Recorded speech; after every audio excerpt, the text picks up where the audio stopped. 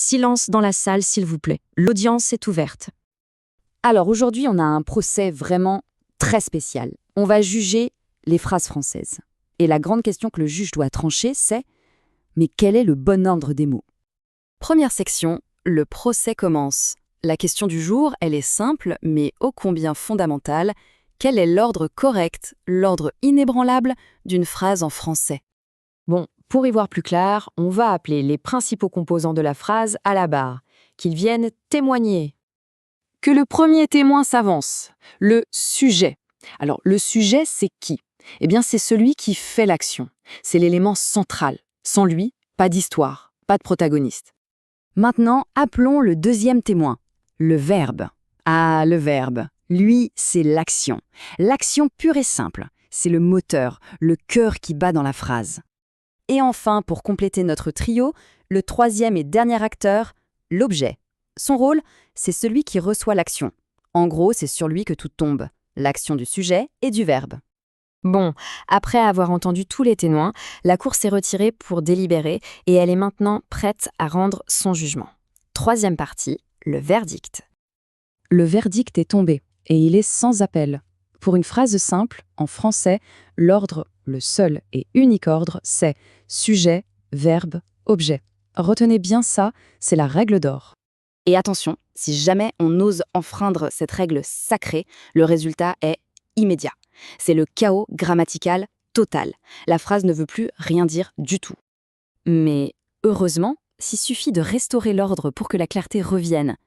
Le chien mange la pizza. Ah, là, tout est logique. C'est simple, c'est correct, l'ordre est rétabli. Quatrième section, le défi.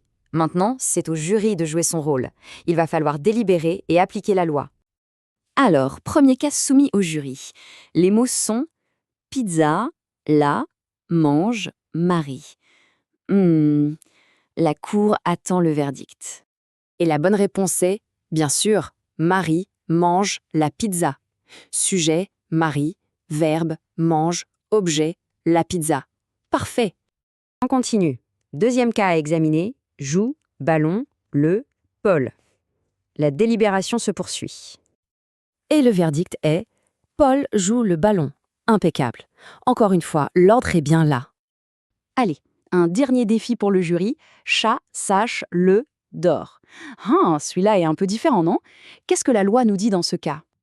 La bonne réponse, c'est tout simplement le chat dort. Et oui, ici, on a bien un sujet, le chat, et un verbe, dort. Il n'y a pas toujours d'objet et ce n'est pas grave. Mais ce qui est fondamental, c'est que l'ordre sujet-verbe, lui, ne bouge pas. Et nous voilà arrivés à la cinquième et dernière partie, le jugement est définitif. C'est l'heure du grand rappel du verdict. Alors, pour résumer ce jugement final, retenons bien ceci. Une phrase simple en français suit toujours un seul ordre. D'abord le sujet, celui qui agit, ensuite le verbe, l'action, et enfin l'objet, celui qui reçoit. Tout autre arrangement, c'est le chaos grammatique à rassurer. La loi a été énoncée. Le procès est donc terminé. La loi sujet-verbe-objet a été fermement établie. Pour continuer à pratiquer, un kit gratuit avec plein d'autres phrases est disponible en téléchargement. Et bien sûr, pour ne pas manquer la prochaine audience grammaticale, il suffit de s'abonner. L'audience est levée!